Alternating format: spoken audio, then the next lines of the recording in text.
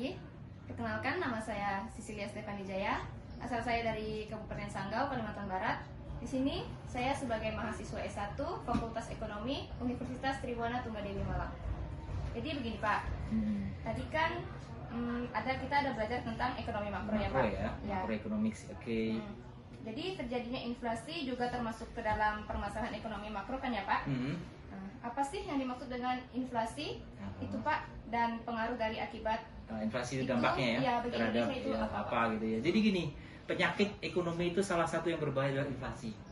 Inflasi itu adalah yang diutamakan adalah terutama indikatornya adalah harga-harga langsung melonjak tinggi, ya kan? Dan daya beli masyarakat turun.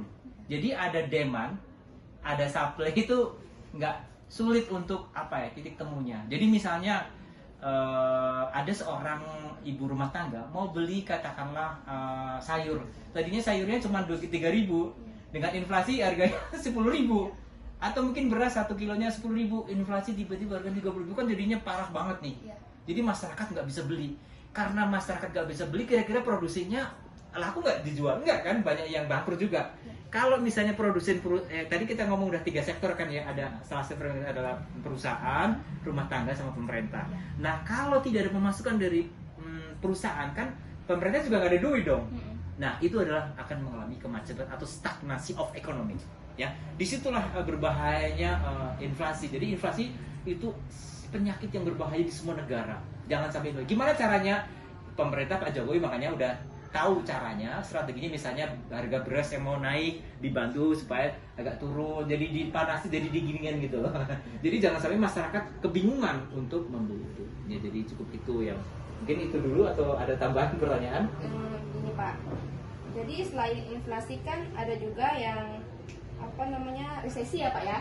Jadi resesi, apakah tahun ini Indonesia termasuk ke dalam negara resesi itu Pak? Bukan hanya Indonesia teman-teman ya, dimanapun berada, dari Sabang sampai Merauke, resesi ekonomi sekarang dunia.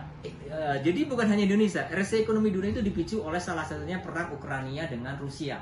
Kenapa? Distribusinya kan banyak yang terhambat nih, minyak terhambat dan sebagainya, jadi produksi terhambat. Jadi itu salah satu pemicunya. Kedua adalah faktor lain, misalnya kayak global krisis global. Banyak sekali dipicunya. Jadi akibatnya bukan hanya Indonesia, Bangladesh aja udah gulung tikar kan. Kemudian beberapa negara seperti Italia aja udah nggak sanggup bayar hutang. Bahkan beberapa yang lain-lain, beberapa negara sudah mulai mulai kolaps. Jadi resesi ekonomi memang bisa terjadi tahun ini. Tetapi ingat, bukan hanya Indonesia. Mungkin itu dulu ya. Dari ini kita lanjut video-video berikutnya dari kami, Kamus Nanti. Salam Merdeka.